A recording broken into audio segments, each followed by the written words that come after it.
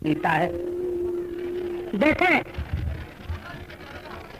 एक हमारे मित्र हैं छेदी सिंह, भाग सियर की अब भी जगे,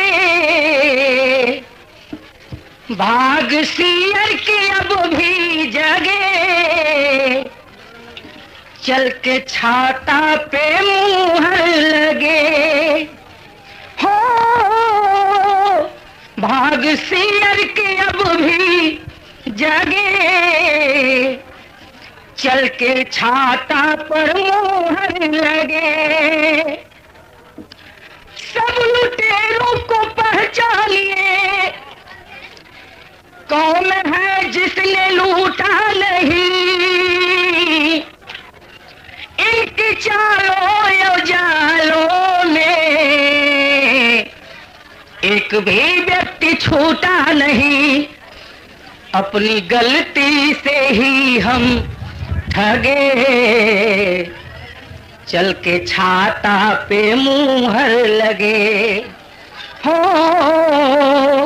भाग सियर की अब भी जगे, चल के छाता पर मुहर लगे। राणा सिंह जी हैं भाई तेरे, चलो इनको जिताओ बढ़ो, जीत इनकी ही है हो रही, तुम भी मुहर लगाओ चलो, एक सूरज नया तो उगे, चल के छाता पे मुहर लगे, चल के छाता पे मुहर लगे। जय हिंद, जय भारत। जिंदाबाद जिंदाबाद समाजवादी पार्टी जिंदाबाद जिंदाबाद। इस सभा के सदर साहब, पिछले 1.5-2 साल पहले आपने चुनाव किया था विधानसभा का, यह मानते हुए, यह जानते हुए कि हम 5 वर्ष के लिए एक सरकार भेज रहे हैं, लेकिन ठीक 1.5-2 साल बाद फिर आपके मत्थे पर चुनाव आ गया। और याद रखना साथियों, जब एक चुनाव देश के अंदर हो जाता है, प्रदेश के अंदर हो जाता है, उस प्रदेश और देश की जनता के कमर के ऊपर, पीठ के ऊपर जो धन का बोझ पड़ता है, उसको संभाल पाना बड़ा मुश्किल होता है। 5 साल के अंदर केवल एक चुनाव होने के लिए हमारे संविधानवेत्ताओं ने व्यवस्था बनाई, लेकिन परिस्थितियां इस तरह कि कोई भी चुनाव 5 साल तक नहीं रह पा रहा है, और हर 1.5-2 साल के बाद इस देश की जनता को चुनाव को झेलना पड़ रहा है। और जब यह उत्तर प्रदेश का चुनाव होकर के समाप्त होगा, याद रखना बिजली की कीमत बढ़ जाएगी, याद रखना किरासन के तेल की कीमत बढ़ जाएगी। ये जिंदाबाद और मुर्दाबाद नारे लगाने वाले साथियों, याद रखना जो डीजल हम डाल करके जिंदाबाद मुर्दाबाद लगाने जा रहे हैं, इसकी कीमत बढ़ने जा रही है। छोटे बच्चों के शरीर के ऊपर जो हम सरसों का तेल लगाते हैं, उसकी कीमत बढ़ने जा रही है। और जब कीमत बढ़ेगी तो उसमें चाहे जिस किसी की भी सरकार आए, उसमें कहीं एक लाइन दर्ज नहीं होगा कि जो किरासन के तेल की कीमत बढ़ रही है, उसको अगर कोई हरिजन खरीदने जाएगा तो उसको वह पैसा नहीं देना पड़ेगा। किसी बाबू साहेब के मुख्यमंत्रित्व काल की कोई सरकार बन जाएगी, याद रखना उसमें कहीं नहीं लिखा रहेगा कि जो बस के किराए में वृद्धि होगी, उसमें ठाकुर ब्राह्मण वैश्य का बेटा बैठेगा, उसको किराया अधिक नहीं देना पड़ेगा। याद रखना जब कीमत बढ़ेगी सरसों के तेल की, तो चाहे बुढ़े का किसी गरीब आदमी का बेटा होगा या किसी अमीर आदमी का बेटा होगा, उस सरसों के तेल की कीमत पर किसी जाति का नाम, किसी धर्म का नाम और संप्रदाय का नाम नहीं लिखा रहेगा। साथियों, हम आपको सचेत करना है, मैं चुनाव लड़ने आया हूं, माननीय चंद्रशेखर जी के आदेश पर उनके सम्मान का ध्वजवाहक बन करके आया हूं, लेकिन केवल चुनाव लड़के विधानसभा में चले जाने की मेरी मानसिकता नहीं है। नौजवानों, इस बात को बड़ा साफ और स्पष्ट कहना चाहता हूं, बड़ा स्पष्ट इस बात को कहूं, केवल चुनाव लड़कर के विधानसभा में चला जाना मेरी मानसिकता नहीं। मैं चाहता हूं जितनी मेरी क्षमता है, उस क्षमता के मुताबिक समाज के अंदर जो बुराइयां आ रही हैं, उससे लड़ने के लिए नौजवानों की एक फौज खड़ा करूं। और जितनी चीजें आप देख रहे हैं कि यह 1.5 साल और 2 साल के भीतर चुनाव हो रहा है, यह केवल देश की जनता के द्वारा दिए गए निर्णय के चलते नहीं हो रहा इस देश को बर्बाद करने के लिए अमेरिका की नजर जो भारत के ऊपर, चीन के ऊपर, क्यूबा के ऊपर, जर्मनी और जापान के ऊपर लगी हुई है, उसी का परिणाम है आज विश्व बैंक का सबसे अधिक कर्जा साथियों भारत के खजाने के ऊपर है। इस भारत की तहजीब, संस्कृति और सभ्यता को देख करके आज अमेरिका परेशान है। इस तरह से आज भारत अपने को खड़ा रखेगा, मेरी थानेदारी दुनिया में कायम नहीं होगी। कहीं पे निगाहें और कहीं पे इशारा। इस चीज को समाप्त करने के लिए हमारा और आपका ध्यान यहां पर जाने न पावे, हम विश्व बैंक के कर्जा के ऊपर बात न करने पावे, हम इस बात के ऊपर चर्चा न करने पावे कि लोकतंत्र भारत के अंदर रहेगा कि नहीं रहेगा। इसीलिए इस देश के अंदर कहीं कांसीराम पैदा किए गए हैं तो कहीं आडवाणी जी पैदा किए गए हैं। नौजवानों, इस बात को जरा गंभीरता से सोचना। भारत के सरहद की सुरक्षा करने वाला जो हमारा सैनिक साथी खड़ा है वो टाटा, बिरला, डालमिया, धीरू भाई अंबानी के परिवार का नहीं है, याद रखना। सर्वश्री मुलायम सिंह यादव, माननीय चंद्रशेखर जी, ओम प्रकाश चौटाला के परिवार का एक भी लड़का पलटन के अंदर भर्ती नहीं है। और किसका नाम जानना चाहते हो? इस देश और प्रदेश के जितने बड़े नेता हैं, किसी भी बड़े नेता का नाम बताओ। और पलटन के अंदर हमारे और आपके घर का बेटा साथियों सरहद के ऊपर अपना संगीन लेकर के खड़ा है और उसके सम्मान और उसकी जिंदगी की सुरक्षा की व्यवस्था जिनके हाथों में दी गई है, उनके घर का एक भी बेटा आज पलटन के अंदर नहीं है। साथियों, लद्दाख के ऊपर जब हम और आप आज ठंडी का अनुभव कर रहे हैं, वहां बर्फ जमी होती है, किसी गांव का एक नौजवान साथी वहां पर अपना संगीन लेकर के खड़ा होगा। हम आपका ध्यान इधर इसलिए आकर्षित करना चाहते हैं कि चुनाव में हमारे और आपके दिल और दिमाग को किस तरह से माना, इस भारत के लोकतंत्र को समाप्त करने का कौन सा तरीका अपनाया जा रहा है, हम और आप उस पर चर्चा न करने पाए। इसीलिए इस देश में कांसीराम, मुलायम सिंह यादव और सर्वश्री लाल कृष्ण आडवाणी को पैदा किया गया है। जाओ और भारत की सरहद को इस तरह से बना दो कि वहां की सीमा पर जो सैनिक खड़ा है संगीनों को लेकर के, पाकिस्तान को, चीन को अपने तरफ बढ़ने नहीं देता, उसकी मानसिकता को तोड़ दो। अतरी हम को चीज बतावा, आज जो सीमा पर सिपाही खड़ा बा, अगर पाकिस्तान का मुसलमान सैनिक खड़ा बा, गाजीपुर हमारे बगल का रहने वाला जनपद, वीर अब्दुल हमीद का नाम कौन नहीं जानता है साथियों। वीर अब्दुल हमीद की बहादुरी का नाम लेकर के आज हिंदुस्तान का न केवल हिंदू, न केवल मुसलमान, हिंदुस्तान के सबसे बड़ी कुर्सी पर बैठने वाले राष्ट्रपति और प्रधानमंत्री अपनी कॉलर को थोड़ा टाइट कर देते हैं। मुसलमान के घर पैदा हुआ था। आज यही चीज बताई जा रही है कि अगर वीर अब्दुल हमीद के परिवार का कोई लड़का सीमा पर खड़ा है और पाकिस्तान का कोई सैनिक अगर हिंदुस्तान के अंदर प्रवेश करना चाहता है तो मुसलमान के नाम पर उसके पेट में संगीन मत उतारना। कोई ठाकुर का लड़का अगर खड़ा है संगीन लेकर के सीमा के ऊपर, जो मानसिकता इस देश के अंदर पनपाई जा रही है, हमारे और आपके बीच पनपाई जा रही है, वो इसलिए पनपाई इस तरह से लड़ा दो कि भाई भाई आपस में जब लड़ जाएगा, सीमाएं जब कमजोर हो जाएंगी तो दिल्ली के ऊपर हिंदुस्तान के लोगों का कब्जा नहीं, किसी पाकिस्तान और अमेरिका का कब्जा हो जाएगा। असली खेल यहां पर है साथियों। ये होगा कैसे? तो इस देश में कांसीराम को पैदा किया गया। जो कोई साथी अगर यहां पर खड़ा हो, पढ़ा लिखा नौजवान, कोई हरिजन, कोई गिरिजन, जरा हाथ उठा के बताना, इस देश में स्वतंत्रता संग्राम की लड़ाई लड़ी गई है, कांसीराम जी का कहीं अता पता उस लड़ाई में था क्या? 1975 के अंदर श्रीमती इंदिरा गांधी ने इस देश के अंदर आपातकाल की घोषणा करके जिन लोगों ने उनके विरोध में बोलने का काम किया, जेल के शिक्षे के अंदर बंद करने का काम श्रीमती गांधी ने किया था। क्या उस लड़ाई के अंदर कभी आपने देखा है कांसीराम जी की चर्चा को सुना है क्या? और आज के तिथि तक मैं कह रहा हूं, जब भाषण देने के लिए खड़ा हूं आपके बीच में, हरिजनों, ऐ गिरिजनों, ऐ हिंदुस्तान के नागरिकों, जरा बता देना आज के तिथि तक एक सिवाय एक लड़ाई कांसीराम इस देश की आम जनता से सटे हुए किसी सवाल पर लड़ने का काम किया हो तो जरा बताना साथियों।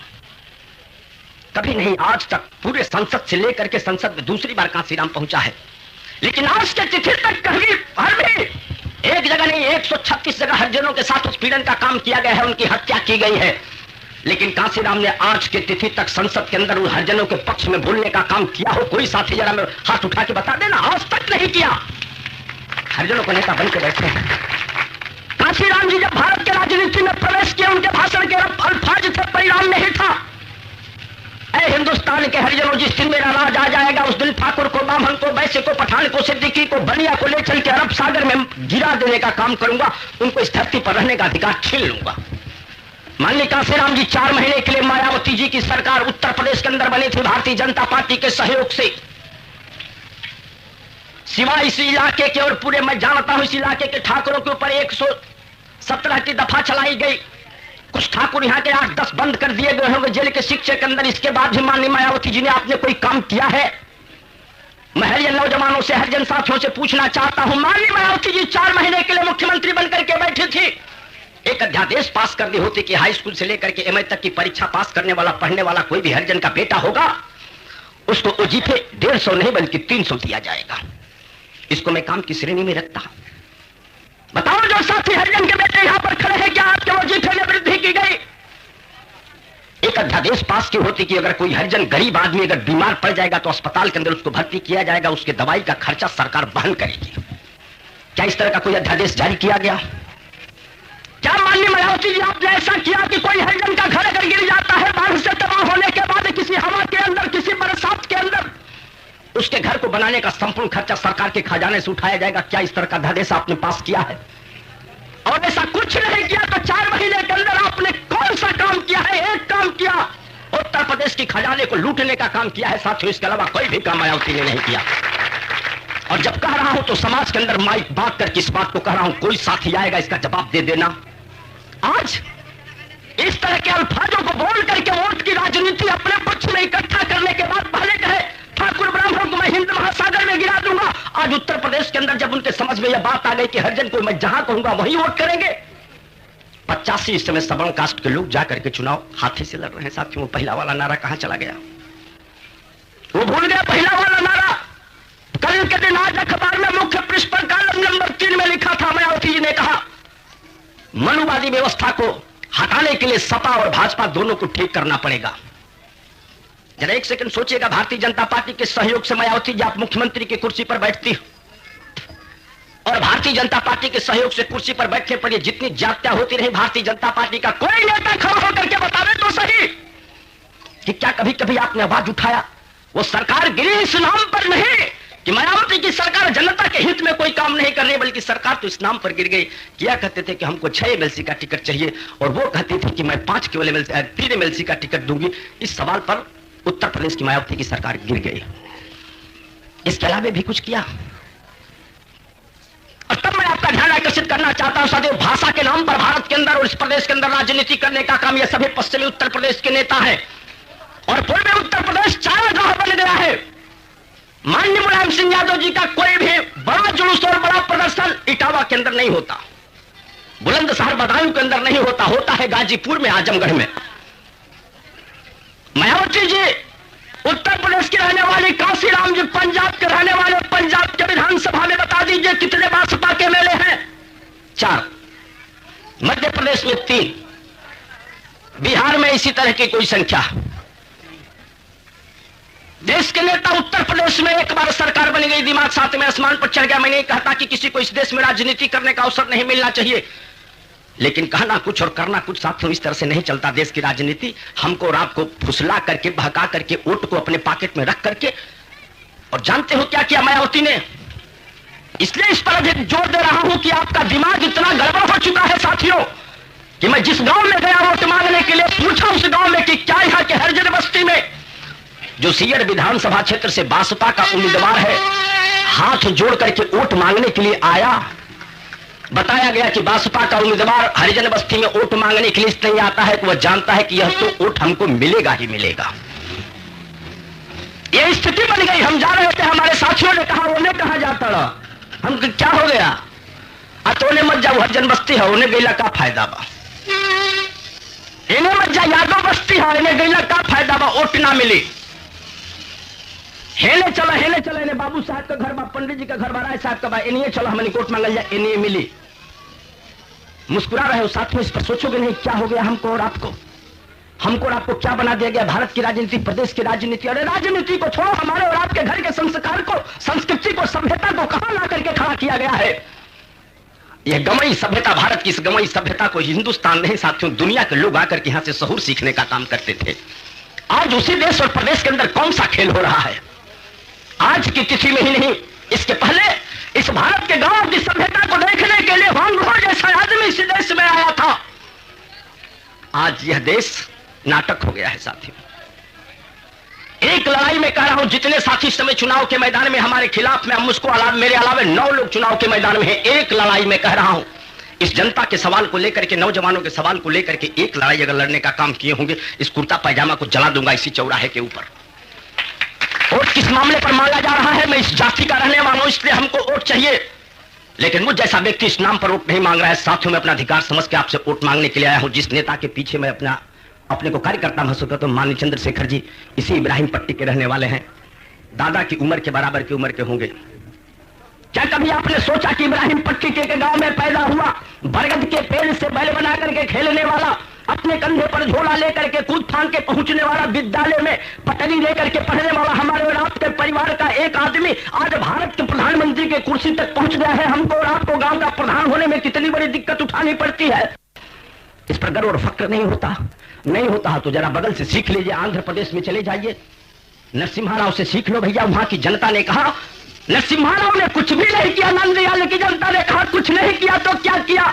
इस नंदयाल का नाम पूरे देश में इसने चमकाने का काम किया, इसलिए हमारा वोट नरसिम्हा राव को जाएगा।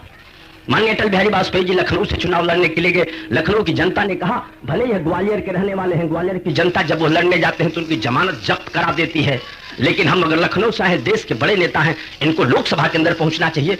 और वहां की लोकसभा में सर्वश्री अटल बिहारी वाजपेयी को पहुंचाने का काम किया। इस भारत की लोकसभा और भारत की विधानसभा पर आप एक बार सोचते नहीं पढ़े लिखे नौजवानों? ये पिछली सरकार बनी थी और जिस दिन पहला अधिवेशन उत्तर प्रदेश सरकार का शुरू हुआ, उसी पहले दिन बसपा और सपा के एमएलए अपना जूता और चप्पल निकालते हैं और भारतीय जनता पार्टी के विधायकों को पीट करके विधानसभा में गिरा देते हैं। लाठियां चलती है, यही दम निकाल करके, इसको निकाल करके लाठियां चली। इसी उत्तर प्रदेश के विधानसभा में, हिंदुस्तान में ऐसा कभी नहीं हुआ था। पहुंचने वाला विधानसभा में कौन है? घोड़ाराम सरीखे लोग मेरा कार्यकर्ता रह चुके हैं साथियों। उनके जीवन के बारे में जो पढ़ा लिखा साथी होगा, बलिया जाता होगा, वो जानता होगा किस तरह के लोग विधानसभा में पहुंच रहे हैं। रमाकांत यादव, उमाकांत यादव, 4 इंसान को जमीन में सीधा गाड़ देने वाले लोग आज पहुंच रहे हैं विधानसभा में।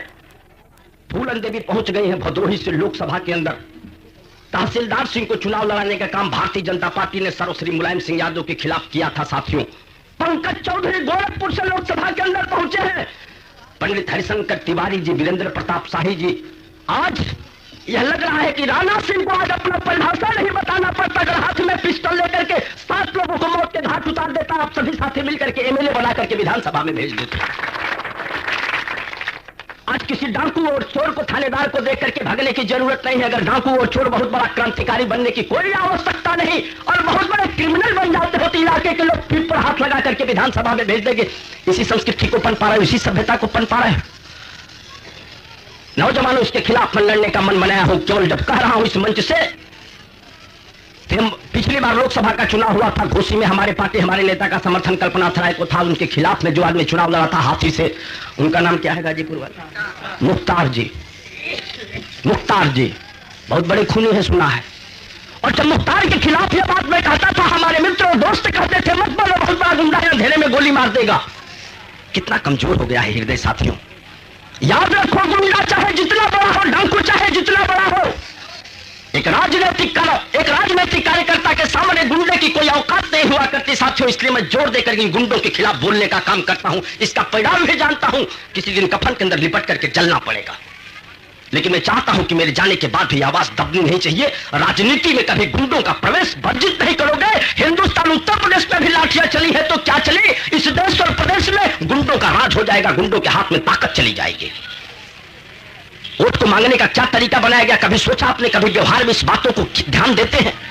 यही हमारे गांव की संस्कृति और सभ्यता रही है। गांव में बताया गया, हमारे बाबूजी हमसे कहा कि ए बेटा, जे बड़ दिखेला हो के चाचा कहिए ला, जे हमसे छोट दिखे हो के चाचा कहिए, जे हमसे बड़ दिखे हो के बाबा कहिए। निजामुद्दीन के निजामुद्दीन मियावा नहीं, निजामुद्दीन चाचा कही जाला। यह कठेसर के अंदर होला। गांव का अगर बुढ़ा हरिजन भी है तो उसको हमारे परिवार के लोग अपने बच्चे को, अपने नाती के, अपनी पोता के, अपनी लड़का, अपनी भतीजा के सिखावेला, इनके दादा कह, बाबा कह। ये हिंदुस्तान और भारत के गांव की एक सभ्यता थी, संस्कृति थी। आज के तिथि में भी कहना चाहता हूं साथियों, आज भी हमारी बहन, आपकी बेटी, आपकी बहन और आपकी बेटी जब घर में दुल्हन बन के बैठती है साथियों, जो बनारस की साड़ी पहनती, बनारसी साड़ी, वो किसी मुसलमान के घर से बन करके आता है। जो मांग में सिंदूर लगा करके अपने को सुहागन बताती, वह किसी सरदार के घर से बन करके आता है साथियों। जो हाथ में चूड़ी पहनती, वह किसी मुसलमान के हाथ से बन करके आता। किसी मुसलमान की बिटिया जो अपने हाथ में मेहंदी रचाती, वह किसी हिंदू के घर से आता है। जाति बात, धर्म बात कहां चला जाता। इस हमारे देश को, हमारे समाज की एकजुटता को, हमारी समरसता को तोड़ने का प्रयास किया जा रहा है। नौजवानों, यह लड़ाई हमको और आपको लड़नी पड़ेगी। ये जो 60 साल के बुढ़े दादा हैं, इनकी जिंदगी अब समाप्ति की तरफ बढ़ रही है, कब्र की तरफ अपना पैर बढ़ा चुके हैं नौजवानों। और इसी आवाज को बुलंद करने के लिए माननीय चंद्रशेखर जी ने हमको यहां से चुनाव लड़ा करके चाहते हैं कि विधानसभा में पहुंच जाऊं, और आपको विश्वास दिलाता हूं, एक बार विधानसभा में जाने का आपने मौका दिया, जो आवाज आपकी शक्ति पर आई, ये आवाज उत्तर प्रदेश की विधानसभा में गूंजेगी। और जब उत्तर प्रदेश की विधानसभा में गूंजी तो प्रदेश की जनता के ऊपर इसका असर पड़ेगा साथियों। और सही बात कहने की किसी की ताकत नहीं विधानसभाओं के अंदर, लोकसभा के अंदर सही बात कह दे। सवर्ण का नाम ले लेंगे तो अवर्ण हमसे नाराज हो जाएगा, अवर्ण का नाम ले लेंगे तो सवर्ण हमसे नाराज हो जाएगा। मैं आपसे जानना चाहता हूं, बताइए इस तरह से कैसे काम चलेगा भाई? कोई हाथ उठा के बताएगा? कोई चाहता है कि किसी के घर का जवान बेटा मौत के घाट उतर दिया जाए? किसी के गांव का कोई ठाकुर अगर हो इसमें तो जरा हाथ उठावे, वो चाहता हो कि किसी हरिजन बस्ती में उसका नौजवान बेटा मौत, उसके गले मौत आ जाए। लेकिन कौन सी संस्कृति, कौन सी सभ्यता, कौन सा स्वभाव, कौन सी चीज पन पाई जा रही है, इस पर कौन विचार करेगा? नौजवानों, हम आपसे प्रार्थना करना चाहते हैं, गिर करके प्रार्थना करना चाहते हैं। गिरना मुझे आता नहीं, लड़ना सीखा हूं साथियों। और जो भी साथी बलिया 1980 में छात्र संघ का मैं महामंत्री हुआ, 1983 में टाउन स्नातकोत्तर महाविद्यालय छात्र संघ का अध्यक्ष हुआ, 1984 में गोरखपुर विश्वविद्यालय छात्र महासंघ का वाइस प्रेसिडेंट हुआ साथियों। वो पूरे उत्तर प्रदेश के नौजवानों की कमेटी बनी, उसका जाकर के महामंत्री हुआ साथियों। जो भी चीज पढ़ते वक्त और नौजवानी के वक्त में करना था, वो सभी चीजों को अपने ताकत से हासिल किया। आज एक नहीं, मैं आपसे कह रहा हूं, इस देश में इस तरह का विस्फोटन किया गया। इस देश के 122 पढ़े लिखे नौजवान सरेआम सड़क के चौराहे पर खड़ा होकर के अपने ऊपर पेट्रोल का तेल लगा करके जलने का काम कर रहे थे। सारा देश जल रहा था। तारीवाड़ा गांव से लेकर के बैरिया से लेकर के रेवती से लेकर के काशी हिंदू विश्वविद्यालय का गेट, काशी हिंदू विश्वविद्यालय, जवाहरलाल नेहरू यूनिवर्सिटी दिल्ली के सामने आमने सामने खड़ा होकर के लोग साथियों गोलियां चला रहे थे। तारीवाड़ा गांव में हरिजन बस्ती का कोई साथी ठाकुर बस्ती की तरफ और ठाकुर बस्ती का कोई साथी हरिजन बस्ती की तरफ जाने में भय खा रहा था। गांव जल रहा था पूरा का पूरा। आज के 3-4 साल पहले 175 बड़े शहरों में हिंदुस्तान के कर्फ्यू लग गया था। सड़क पर हवा गमन बंद हो गया था, रेलगाड़ियां बंद हो गई थी। उस समय भारत के प्रधानमंत्री की कुर्सी पर चंद्रशेखर बैठने का काम किया। और चंद्रशेखर बैठने के बाद सिवाय एक बात कहा था, राष्ट्र के प्रसारण के सामने, किसी देश की जनता को मैं विश्वास दिलाना चाहता हूं कि मानव और मानव के बीच कोई फर्क नहीं किया जाएगा। जो कोई भी गरीब होगा, जिसको आवश्यकता होगी मदद करने की, उसको आवश्यकता यह सरकार पूरा करेगी। और केवल एक शब्द के साथ जलता हुआ हिंदुस्तान थम गया था साथियों। हिंदू और मुसलमान के नाम पर जो दंगे हो रहे थे पूरे देश के अंदर, मैं चैलेंज नहीं करता, चुनौती देता हूं, कोई नेता है बतावे, भारतीय जनता पार्टी का कोई नेता हो या काशीराम सरीखा कोई नेता, मुलायम सिंह यादव का कोई नेता, साथी ये लोग खुद आते हैं तो जरा पूछना, बाबरी मस्जिद और अयोध्या के सवाल पर जब सारा देश जल रहा था, सबसे पहले इस देश में सवाल को पैदा करने का काम किसने किया? सबसे पहले इस देश में इस बात को उभारने का काम माननीय चंद्रशेखर जी ने किया था और कहा था बाबरी मस्जिद की समस्या को मिल बैठ करके हल कर दो, नहीं तो इसमें सारा देश जल करके राख हो जाएगा साथियों। और यह कहना था कि बनारस से लेकर के गोरखपुर, गोरखपुर से लेकर के बलिया, जब भी चंद्रशेखर जी आते थे, ये हिंदू के लड़के लोग पत्थर चलाते थे, ये तथाकथित हिंदू लोग। परिणाम आज सारा देश देख रहा है।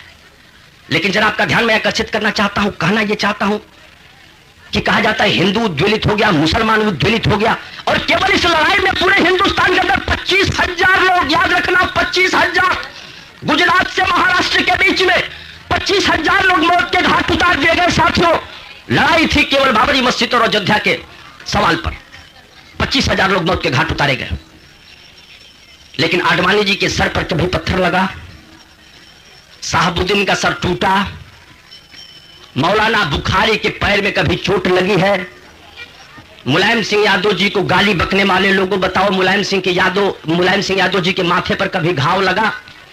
अरे चोट लगेगी यहां के उस नौजवान को जो हमारे बहकावे में आकर के चढ़ गए वहां पर।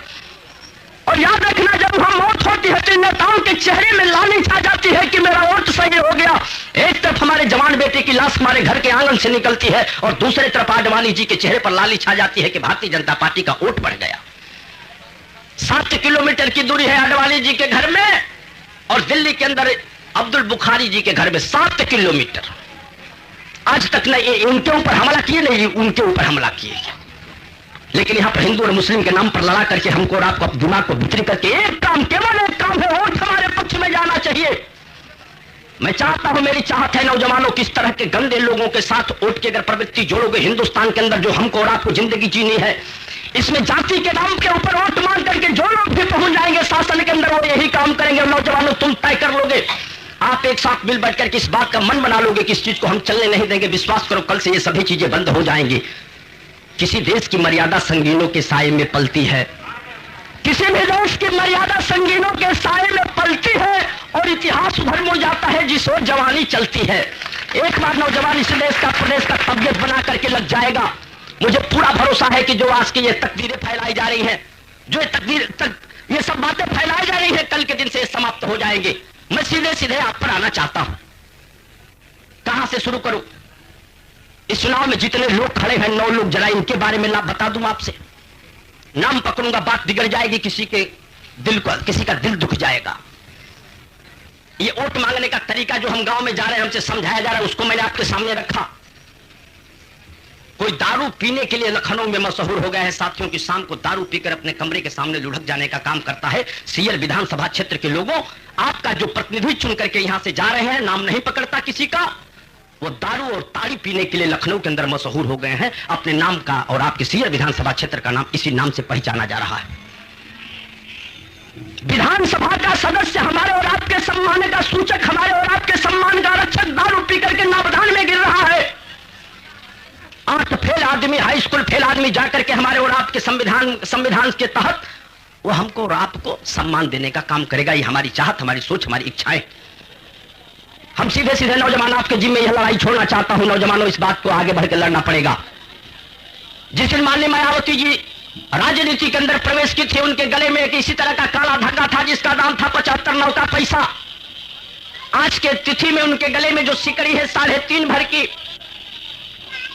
5 रुपए 75 नए पैसे की, 2 हाथों में स्टील की अंगूठी थी जो मेला में बच्चे खरीद करके पहनते हैं। आज दोनों उस स्टील के हाथ की अंगूठी के स्थान पर हीरे की अंगूठी है। जिस कमरे में सोते हैं, जिस बिस्तरे पर सोते हैं, उस बिस्तरे का दाम 65,000 रुपए। जिस कमरे में सो रही है, उस पूरे कमरे का 12,66,000 रुपए। हरिजन साथियों, जरा आप सोच लेना कितना आपका उद्धार हुआ है। लाल कृष्ण आडवाणी भारतीय जनता पार्टी के अध्यक्ष हवाला कांड में फंस गए। जनता दल के तत्कालीन अध्यक्ष सार्वभौम हवाला कांड में फंस गए। कांग्रेस पार्टी के अध्यक्ष नरसिम्हा राव कांड नहीं कांडों में फंस गए। दिल्ली के मुख्यमंत्री मदन लाल खुराना कांड में फंस करके पद छोड़ दिए। मध्य प्रदेश के भूतपूर्व मुख्यमंत्री जोशी साहब हवाला कांड में फंस गए। एक पंडित जी सुखराम जी हैं, कल आए, आज गिरफ्तार हो गए। सीबीआई उनसे पूछ रही है, घर में 3 करोड़ 60 लाख रुपया मिला, बोरा में बांध के रखा गया था। एक भी नेता बताइए जो राष्ट्रीय स्तर के नेता हैं, उनके पास हवाला कांड और धोखाधड़ी के मामले में केस नहीं चल रहा हो साथियों। लेकिन मैं गर्व के साथ कहना चाहता हूं, हमारे नेता चंद्रशेखर के ऊपर न सीबीआई बल्कि माननीय प्रधानमंत्री जी अपनी पूरी ताकत झोंक चुके हैं और अब तक कोई भी चीज नहीं निकल पाई। इस देश के बड़े नेता एक भी नहीं है जो आकर के कह सकते हैं कि मैं किसी कांड में नहीं फंसा। शरद यादव जी हवाला कांड में हम शाम समुद्र पार फेंकना चाहते हैं और छात्र संघ के अध्यक्ष और महामंत्री के आह्वान पर असम की सरकार 7 समुद्र पार चली गई और वहां के नौजवानों ने पहली बार पूरी दुनिया के अंदर छात्र संघ भवन से उठ करके वहां के मुख्यमंत्री के कुर्सी पर जाकर के बैठने का काम किया। आज इस देश और प्रदेश की हालत यही हो गई है नौजवानों। तब मैं आपसे विशेष करके यह निवेदन करना चाहता हूं, ये काले बाल वाले जितने साथी हैं, हम आपसे प्रार्थना करना चाहता हूं, आप ही को देख करके मुझे टिकट दिया गया है, किसी पार्टी ने हमको टिकट देकर के चुनाव के मैदान में भेजा है, आप ही के भरोसे आया हूं। जो बुजुर्ग लोग हैं उनकी 136 बातें कहते हैं, प्रधानी में वो न रहा तो हम उनकी ओर ना रहो। बीडीसी का चुनाव भैया तो वो न रहा तो हमके दूसरा ओर रहे के बाद, जब भगवती की भात का झगड़ा भैया तो वो दूसरी ओर रहने से उनकी संगे हमके नहीं रहे के दिमाग में गोबर भरा गया। प्रधानी का चुनाव ना, ये बीडीसी का चुनाव ना, भाई की भगवती की भात का झगड़ा का ये चुनाव नहीं होके जा। ये चुनाव होके जाता कि उत्तर प्रदेश का जनता चाहत का भी है।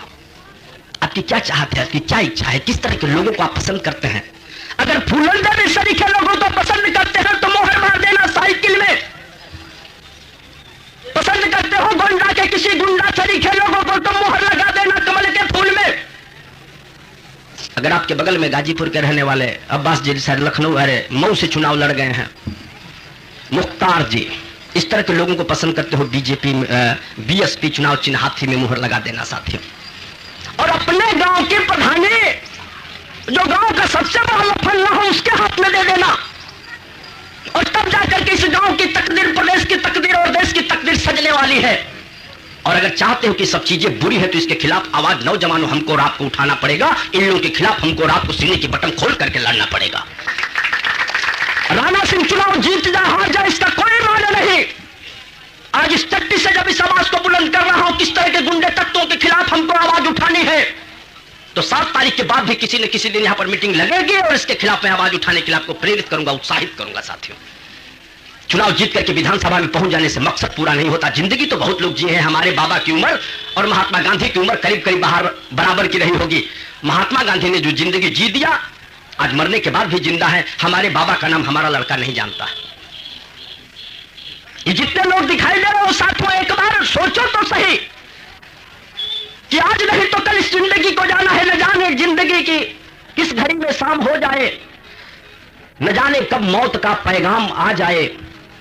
आओ एक बार हम भी आपस में मोहब्बत करके देखें, हो सकता हो हमारी और आपकी जिंदगी भी किसी के काम आ जाए। नौजवानों, हम आपसे प्रार्थना करने के साथ ही अपने इस मीटिंग के कार्यक्रम को समाप्त करूंगा। जो बड़े बुजुर्ग लोग हैं उनसे मैं प्रार्थना करना चाहता हूं, जितने गांजा पीने वाले लोग हैं उनसे प्रार्थना करना चाहता हूं, भांग खाने वाले लोग से प्रार्थना करना चाहता हूं, जो दारू पीने वाले लोग हैं उनसे प्रार्थना करना चाहता हूं, कट्टा चलाने वाले लोगों से प्रार्थना करना चाहता हूं। ये कट्टा वाले, गांजा वाले, अफीम वाले, थोड़ा हमसे सलाम ले लेना, हमसे तुम्हारी दोस्ती पट नहीं पाएगी, इसलिए आपका सलाम, सरे मंच सलाम। लेकिन नौजवानों, सम्मान की जिंदगी जीना चाहते हो, मैं आपसे प्रार्थना करता हूं एक बार आओ हाथ में हाथ मिला करके हम अपनी ताकत को बनावे। जवानी 2 तरह की हुआ करती है। जवानी के 2 रास्ते हैं साथियों, याद कर ले, चाहे भादों का अंधेरिया रात हो के साथी, चाहे जेठ का तड़पत धूप, चाहे भादों की अंधेरी रात हो, चाहे जेठ की तड़पती हुई धूप। इस दुनिया के सबसे बड़े पीड़ा, प्रसव पीड़ा को बर्दाश्त करके मां जब अपने बच्चे को पैदा करती है, पूछती है होने वाली औलाद बेटी है कि बेटा है, और जो ही मां से बताया जाता है कि औलाद बेटी नहीं बेटा है, मां का आधा दर्द खत्म हो जाता है। 5 साल की बहनी थरिया बजाने लगती है, बुढ़ऊ दादा 80 साल के ठेंगुरी लेकर दरवाजे पर खड़े हो जाते हैं, औलाद मेरे घर बेटा आ गया। और वह बेटा जब 22 साल का, 23 साल का, 25 साल का, 30 साल का हट्ठा कट्ठा जब नौजवान हो जाता है, आ साड़ी पहन लेला, चोली पहन लेला, घुघरू पहन लेला, लौंडा का नाच नाचे लगेला, तनोकरी महतारी से पूछे तुहार बेटवा का करेला। महतारी कहत में लजा जाले कि हमार बेटवा लवंडा का नाच नाचला, मूड़ी तरे हो जाले। एक तो जवानी का यह रास्ता है साथियों, और दूसरे जवानी का रास्ता है, अरे पूछना है तो पूछो भगत सिंह की मां से, जाके पूछ भगत सिंह की मां से तेरे बेटे का क्या नाम है। पूछना हो पूछो चंद्रशेखर आजाद की मां से तेरे बेटे का क्या नाम है। अशफाकुल्लाह की मां से जाके पूछो तेरे बेटे का क्या नाम है। सीना उठा के बोलती मेरे बेटे का नाम भगत सिंह है, चंद्रशेखर आजाद अशफाकुल्लाह है। पूछना हो पूछो चंद्रशेखर की मां से, इब्राहिम पट्टी में बोलेगी मेरा बेटा का नाम चंद्रशेखर है। पूछना हो तो पूछो हरिनारायण जी की मां से, बोलेगी मेरा बेटा सीयर विधानसभा क्षेत्र का विधायक है। पूछना है जाके पूछो शारदा ननंचल की मां से, बोलेगी मेरा बेटे का नाम शारदा ननंचल है, जो मंत्री रह चुका है, विधायक रह चुका है। यही 2 रास्ते मैं आपसे तय करने के लिए कह रहा हूं साथियों, यही 2 रास्ते हैं जवानी के। अगर घुघरू वाला रास्ता पर जाहिल चाह तो यह लेके चाहिए ओके वोट दे दिया, मर्दन वाली लिस्ट में रहल चाह तो यह तो तोहरी खाती छाता निशान लेके हम चलिए अलबानी, अपन नाव तू जहां चाहिए वो दर्ज करा दे, तोहरे ऊपर हम छोड़ दे बाटे। लेकिन हम तो के विश्वास दिला होता नहीं, हमने के जब मौका मिल जाइए प्रदेश की विधानसभा में लफंगई अपनी पूरी ताकत के साथ में इस बात को कह रहा हूं साथियों, लफाजी बड़बोलपन मत मान लेना, ओवर एस्टिमेटिंग मत मान लेना। हम पूरे अपने दमखम के साथ इस बात को कह रहा हूं कि पूरे विधानसभा के अंदर ये 10 प्रत्याशी खड़े हैं, इनके प्रदेश स्तर के नेता को मैं कह रहा हूं, माननीय कल्याण सिंह से लेकर के और जो जिस पार्टी के मुलायम सिंह यादव तक, जनेश्वर मिश्रा को छोड़ दे रहा हूं समाजवादी पार्टी में, ओम प्रकाश चौटाला को समाजवादी जनता पार्टी में, सुषमा स्वराज को भारतीय जनता पार्टी में, अटल बिहारी वाजपेयी को भारतीय जनता पार्टी में, इतने लोगों को छोड़ दे रहा हूं। बाकी इन सभी देश के बड़े नेताओं से लेकर के और छोटे नेताओं तक एक दिन मीटिंग बुला दीजिए इसी अपने विधानसभा क्षेत्र में, इसी चट्टी के ऊपर। एक तरफ 9 लोगों का मंच लगा दो साथियों, दूसरे तरफ मैं अकेले खड़ा हो जाता हूं और खड़ी हुई जनता का चेहरा अगर उनके तरफ हो जाएगा, चुनाव के मैदान से हट जाने का काम करूंगा। और याद रखो, गुंडा अगर क्रूर दिमाग का न हो तो गुंडे क्या करेगा, वो डकैती और चोरी क्या करेगा। मास्टर साहब अगर अपने सब्जेक्ट के बारे में ठीक से जानते नहीं होंगे तो अध्यापक को अपने बच्चे को पढ़ाने का काम क्या करेंगे। खिलाड़ी अगर अस्वस्थ होगा वो खेल कैसे खेल पाएगा। और नेता जिसके पास जबान नहीं होगी, भावनाओं को शब्दों के माध्यम से व्यक्त करने की ताकत नहीं होगी, वो राजनीति कर ही नहीं सकता, कोई चर्चा नहीं चलेगी। हम आपसे प्रार्थना करना चाहते हैं, हमारे साथियों ने बताया कि जब राजनीति करना है पढ़ना सीखो, हम लोगों को बताया गया क्या कहा जाता है, पूंजीवाद साम्राज्यवाद किसको कहते हैं, साम्यवाद किसको कहते हैं, इस पर पढ़ना सीखो, जनता के सवालों को लेकर के लड़ना सीखो। हम लोगों को तो यह ट्रेनिंग दे करके भेजा गया है राजनीति के अंदर। लेकिन ये जितने साथी एक तरफ से खड़े हैं, जरा बता देना जाति के अलावा इनके पास और कोई ट्रेनिंग है क्या? माननीय हरिनारायण जी इस क्षेत्र से एमएलए रह चुके हैं, सादानंद अंचल जी इस क्षेत्र से एमएलए रह चुके हैं, 2 विधायक लोग इसी कंस्टिट्यूंसी से चुनाव लड़े हैं। दोनों लोगों को एक साथ बुलाइए, एक राणा सिंह खड़े रहेंगे बगल में, और आप अपने यहाँ की छोटी सी समस्या दे दीजिए और बोलिए किसी बात को विधानसभा में आपको अध्यक्ष से कहना है, सरकार से अपनी इस बात को तर्कों के माध्यम से मनवा लेना है। अगर वो सफल हो जाते हैं, मैं फिर एक बार पूरे विश्वास के साथ कर रहा हूं, मैं चुनाव के मैदान से हटने के लिए कहेंगे 1 सेकंड की देर लगेगी साथियों, लेकिन वाह वाह रे देश, वाह रे जनता, वाह रे साथियों, जो जिसके काबिल नहीं है उसके हाथ में वो चीज सौंपने की बात सोची जा रही है। एक ही गलती राणा सिंह से हुई, याद रखना, मैं किसी ठाकुर मां के पेट से पैदा हो गया हूं, यही मेरी गलती है साथियों, इसी की सजा मुझको दी जा रही है। कोई ऐसा साथी नहीं है जो जाता हूं मिलने के लिए तो कहता नहीं सबसे ठीक तो बारा, लेकिन अब हम क्या बताएं, हम पूछे तो नहीं क्या बताएं, कुछ बताएं हम जाने, जितना उम्मीदवार माओ में सबसे ठीक बड़ा बेटा, लेकिन अब हम क्या बताएं, पूछे तो नहीं कुछ बताएं का, जन हमके ठीक करे खोगे तो ठीक कर ले, और सब कुछ मिला के वो यही कह रहा है कि तुम ठाकुर के बेटा हो, यही तुम्हारे में कमी है। आज इस मंच के माध्यम से पूछ रहा हूं, बड़े बड़े नेता आएंगे इस विधानसभा में, बड़े बड़े डॉक्टर यहां पर हैं, कोई डॉक्टर साहब, कोई फकीर साहब, कोई मौलवी साहब, कोई सर्जन, कोई डॉक्टर, कोई विद्वान आकर बतावे तो कि 35 साल की उम्र में राणा सिंह किस तरह से आज अपने मां को बदल दे। कोई आकर बतावे साधारण अंचल की आज चाहत हो कि हम किसी ब्राह्मण मां के पेट से पैदा हो जाए, कौन सा उपाय, कौन सी विधा है? कोई उपाय नहीं है साथियों। और राणा सिंह ने भगवान के पास कोई अर्जी नहीं दिया था कि मुझको ठाकुर मां के पेट से पैदा कर दो, लेकिन वाह, ये इंसान का दिमाग बड़ा सातिल है, बड़ा कातिल है साथियों, बड़ा कातिल है। अपने काम को बनाने के लिए किस तरह के शब्दों का प्रयोग करता है। कहा जाता है आकाश में कोई लकीर नहीं खींची जाती, लेकिन इंसान का दिमाग आकाश को बांट दिया। कहा जाता है पानी में कोई लकीर नहीं खींची जाती, लेकिन इंसान का यह कातिल दिमाग महासागर को बांट दिया है। अरे सब कुछ तो बांट दिया, देखो इस इंसान का दिमाग इस मां के तन को बांट दिया है। चाहे हिंदू की मां हो, मुसलमान की मां हो, ठाकुर की मां हो, ब्राह्मण की मां हो, छोड़ो इंसान की मां ने, जानवर से जाके पूछ, गैया जब अपनी बछिया को पैदा करती है, कोई जाकर तो उसके बछिया को छू देता है, दौड़ा लेती है मारने के लिए, लेकिन इंसान का दिमाग कितना कातिल है अपने काम को बनाने के लिए, जरा सोचना। इसलिए मैं साथियों आपसे, नौजवानों विशेषकर आपसे प्रार्थना करना चाहता हूं, व्यवहारिक सत्यता को अपने गले के नीचे उतारने की कोशिश क्यों नहीं करते हो? इस दुनिया के सबसे बड़े पीड़ा का नाम मैंने कहा प्रसव पीड़ा होती है, उससे खतरनाक कोई पीड़ा नहीं होती, और उस पीड़ा को बर्दाश्त करके हर किसी की मां अपने बच्चे को पैदा करती है। तब मैं निवेदन करना चाहता हूं साथियों कि मां तो केवल मां होती है, ना हिंदू होती है, ना मुसलमान होती है, ना ठाकुर होती है, ना ब्राह्मण होती है। यह तो इंसान का केवल कातिल दिमाग है कि पैदा हो जाने के बाद हमको और आपको बांट दिया, और कब बटा है सिवाय 5 साल पहले, 5 साल पहले, 5 साल पहले, और हमको और आपको इस तरह से बांटा गया है कि मंच से खड़ा होकर के जाति के ऊपर चर्चा करने में राणा सिंह सरीखे लोगों की जबान नहीं थर्रा रही है।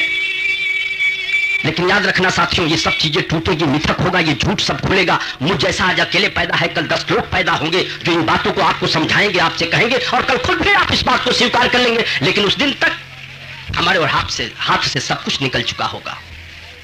आज मौका है साथियों, इसको बचा लेना। नौजवानों विशेषकर मैं आपसे प्रार्थना करना चाहता हूं, कभी किसी को मुकम्मल जहां नहीं मिलता, किसी को जमी तो किसी को आसमां नहीं मिलता। याद रखना, हम चाहे जो कुछ भी पाना चाहे, कभी किसी को नहीं मिला है साथियों। लेकिन इसका मतलब ये नहीं कि हम हाथ पर हाथ रख के घर बैठ जाए, सो जाए। कौन करेगा इन सब बुराइयों से? कौन लड़ेगा? और अच्छा हो तो कहिए, कोई आकर के कहे मंच से, सार्वजनिक रूप से कहे, अपने खटिया पर बैठ के रात के अंधियारे में नहीं। और सीधे सीधे एक बात मैं कहना चाहूं, एक बात ध्यान में आ गई, जाइए वोट मांगने के लिए बात आते हैं कि मायावती की गाली और मुलायम सिंह यादव की जातिवादी व्यवस्था से हम परेशान होकर के चले गए भारतीय जनता पार्टी के पल्ले में। मैं पूछा अटल बिहारी वाजपेयी से लेकर के हरिनारायण के बीच तक के किसी नेता का नाम बताओ जो आपके पक्ष में एक बयान दिया, एक बयान नहीं कहना था। हमारे साथियों ने कहा था इसको मंच से मत कहना, लेकिन मेरा दिल टूट गया है साथियों आपकी इस दिमाग को देख करके। एक बयान में कह रहा हूं, माननीय अटल बिहारी वाजपेयी से लेकर के हरिनारायण के बीच में कभी किसी ने एक बयान दिया हो? और मैं कहता हूं पूरी ताकत के साथ कि आज तक किसी ने कोई बयान नहीं दिया। इसी बलिया के अंदर, उत्तर प्रदेश के अंदर, मैं कहा ना कि विश्वविद्यालय प्राइमरी से लेकर के विश्वविद्यालय अनिश्चित काल के लिए बंद हो चुके थे। विद्यालयों का बंद हो जाना, फैक्ट्रियों का बंद हो जाना, ये बसों का चलना बंद हो जाना, उसमें देश जल रहा था। बैकोर और फानवर के सवाल पर लाठियां चल रही थी, गोलियां चल रही थी। मुझ जैसा सिपाही उस समय भी खड़ा होकर के कह रहा था ये चीजें बंद करो। खड़ा होकर के अकेले पूरे इस जनपद में इस बात को चुनौती देता हूं। इस पूरे जनपद में इस लड़ाई को लड़ने का काम अकेले राणा सिंह और राणा सिंह के साथियों ने किया है। साथियों 5 मुकदमा हुआ, 3 बार जेल जाना पड़ा। कोई माई का जरा हाथ उठा के बताओ तो इस जनपद का कोई नेता जो कभी लड़ने के लिए गया हो। जब आग लगी थी इस देश में, चारों तरफ गोलियां चल रही थी, किसी का पता भी था क्या? किसी का पता नहीं था साथियों। आज की तिथि में सब नेता पैदा हो गए हैं। इसलिए नौजवानों, हम आपसे कहना चाहते हैं कि मेरा हक बनता है। मैं गिर के भीख नहीं मांगता। अगर मजदूर सुबह से शाम तक काम करता है तो शाम को वो मजदूरी जब मांगे तो मजदूरी उसकी हक होती है, न कि भीख होती है। ये मेरा हक बनता है। जब जब नौजवानों के सम्मान पर लट्टेबल बलिया के अंदर उत्तर प्रदेश के किसी भी कोने में, पूर्वांचल के किसी भी कोने में आग लगी है तो तेरा साथी जाकर के वहां के इस बागडोर को संभालने का काम किया है। और तब मैं आपसे कहना चाहता हूं कि हक मेरा बनता है, मुझको आपका मत चाहिए ही चाहिए। अब जाति के सवाल पर आप करना चाहते हैं, उसका मेरे पास कोई उपाय नहीं। एक उपाय जरूर है, आप बता देंगे कि यह उपाय कर लो और इस मां के पेट से पैदा हो जाओ, उसकी विधा, उसके लिए मैं तैयार बैठा। लेकिन जाति के सवाल पर और धर्म के सवाल पर अगर वोट एक दूसरे को दिए जाएंगे, यह देश, यह समाज, आप तो अपनी जिंदगी को पार कर चुके हो बूढ़े दादा। हमको और आप नौजवानों को क्यों बर्बाद कर रहे हो? क्यों हमको लड़ाने की कोशिश कर रहे हो? अगले लड़ाने की भी कोशिश करते हैं नौजवानों। मैं भी किसी माँ बाप का बेटा हो तो आप भी किसी माँ बाप के बेटा हो। कुल बाबी जी लोग अपनी लड़का के कहेला लोग कि राम के लेखा तोहरा के रहे के चाहिए। हम लेखी कहत कि राम के लेखा ना रहे के चाहिए। लेकिन याद रखे भैया नौजवान साथी, अगर बाप दशरथ रहे तो लड़का के राम बने के चाहिए, लेकिन बाप अगर हिरण्यकश्यप हो जाए तो लड़का के प्रहलाद बन जाए के चाहिए। इसलिए नौजवानों में कह रहा हूं कि राम की संख्या घटानी पड़ेगी, प्रहलाद की संख्या बढ़ानी पड़ेगी। बनना चाहते हो तो प्रहलाद बन जाओ। और हिरण्यकश्यप लोग जो बात करते हैं उनकी बातों को कहो कि हम आपकी बात को नहीं मानेंगे। आवश्यकता पड़े अपने भक्ति की ताकत से किसी नरसिम्हा को पैदा कर दो जो उनको चकनाचूर करने का काम कर दे। ये जाति उस समय कहां आती है बाबू साहब, जरा हमको बताइए। जब आपके घर पर आपकी बेटा है, कोई है, बड़े बुजुर्ग लोग तो दिखाई दे रहे हैं। एक कोई बुढ़ा आदमी, हमारे माँ बाप की उम्र का कोई भी आदमी जरा हाथ उठावे कि उसका बेटा नौजवान हो गया है। और दुआबा से कोई आएगा, आकर के कहेगा हमारी बेटी बड़ी हो गई है, मेरे पास धन नहीं है, अपने बेटे का हाथ हमको दे दो, हम इसी तरह से शादी करना चाहते हैं। एगो बाबूजी तनी जाति के सवाल पर हाथ उठावस तक कि हम अपने लड़का का हाथ ही करे देवे के मंच से घोषणा करता नहीं। क्यों नहीं किया? जातिवाद ना चले। लड़की के अगर टीवी ना मिली तो लड़की फूका जाए, जरा जाए, वो कर स्टोव फाट जाए, वो जातिवाद ना चली। केहू पंडित जी केहू हरिजन चला सबसे नीचे आवत तनी हम हरिजन भाई केहू होके तनी हाथ उठावे। वो कर लड़का जवान बा कुछ ना करे तो साइकिल तो मंगते बा, तनी वो हाथ उठा के कहे कि हमारा से केहू कहे कि तोहरी लड़का का हाथ हमारी बेटी खाती चाहता, तोहरे बिरादर है, तोहरे भाई है, वो जातिवाद ना चली। याद रखो साथियों, केवल चुनाव के अंदर इस प्रदेश और देश के अंदर जातिवाद शब्द का प्रयोग किया गया, वो भी देने की नहीं, वोट लेने के लिए। मुलायम सिंह यादव जी के बगल में रहने वाला उनका भाई राम नरेश यादव, उनके बाबा का लड़का, बाबा ओ चाचा जैसे लगेंगे। आज भी उनका भाई साइकिल के ऊपर 2 बल्टा रख करके दूध बेच करके अपने बेटे का और अपने परिवार का जीवन यापन करता है। माननीय मुलायम सिंह जी आपके परिवार का रहने वाला है, जाति का नहीं, आपके परिवार का रहने वाला है।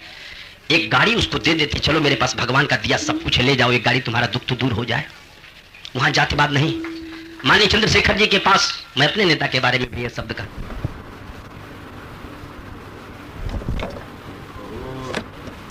कहा कि मेरी बिटिया की शादी है, 25,000 रुपए चाहिए, आपके पास सब कुछ है, तुम्हारी ही जाति का रहने वाला 25,000 रुपया दे दो। अरे चले जाओ काशीराम मायावती के पास, अगर यहाँ कोई हरिजन हो साथी चले जाओ और जाकर के कहो 5,000 नहीं, 2,000 नहीं, 1,000 रुपया दे दीजिए, हम जूता में किल ठोकने के लिए औजार खरीदना चाहते हैं। और आप यह मान लो यहाँ का इस चट्टी का कोई हरिजन जाएगा तो मायावती से भेंट नहीं कर पाएगा, राणा सिंह जाएंगे तो भेंट हो जाएगा, इसलिए कि कुर्ता और पैजामा दोनों सफेद है। लेकिन याद रखो हरिजन साथियों, आप तो मायावती और काशीराम से मुलाकात तक भी नहीं कर पाओगे, इसलिए कि दरवाजे से ढकेल दिए जाओगे। वहां जातिवाद नहीं, केवल चुनाव में वोट लेने के लिए जातिवाद, और वोट लेकर के सरकार में बैठने के बाद सरकार के खजाने को लूटने के लिए जातिवाद। और अगर इसमें जातिवाद नहीं है तो चुनाव में जातिवाद नहीं होना चाहिए। नौजवानों, हम आपको आगाह करने के आए हैं, पंच के हैसियत से 7 तारीख को फैसला करोगे। कोई विधायक और एमपी चुन करके जाए उसका कोई काम नहीं, वो चट्टी और चौराहे पर केवल एक चौकीदार जिस तरह से बोला करता है, भाई भादों के अंधेरी रात में भी सोने वाले जागते रहो, सोने वाले जागते रहो, अगर सोने वाला नहीं जगता है घर में चोरी हो जाती है, चौकीदार की कोई गलती नहीं।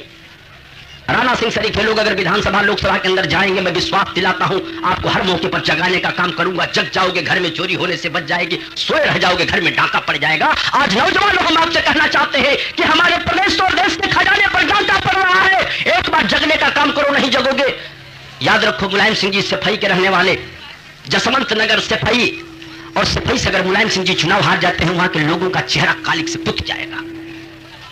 लखनऊ के अंदर माननीय अटल बिहारी वाजपेयी जी एमपी चुन करके गए हैं, लखनऊ से अगर बीजेपी का कोई उम्मीदवार चुनाव हारता है, बहुत बुरी बात। स्वयं मायावती चुनाव के मैदान में, उनको विधानसभा में आना चाहिए। ये लोग विधानसभा में नहीं पहुंचेंगे तो विधानसभा मजाक होकर के रह जाएगी साथियों। ये पिछले विधानसभा की मैं बात आपसे कर रहा था, गौरी भैया, राम गोविंद चौधरी, रविंदर तिवारी, ये बनारस वाले साथी, उनका नाम है शत्रुघ्न प्रकाश जी, राजेंद्र प्रसाद गुप्ता जी, इन लोगों को हटा दीजिए विधानसभा से। विधानसभा उत्तर प्रदेश की शून्य हो जाती है। इस देश के लोकसभा से श्री चंद्रशेखर जी, अटल बिहारी वाजपेयी जी को, जसवंत सिंह को, इंद्रजीत गुप्ता को निकाल दो।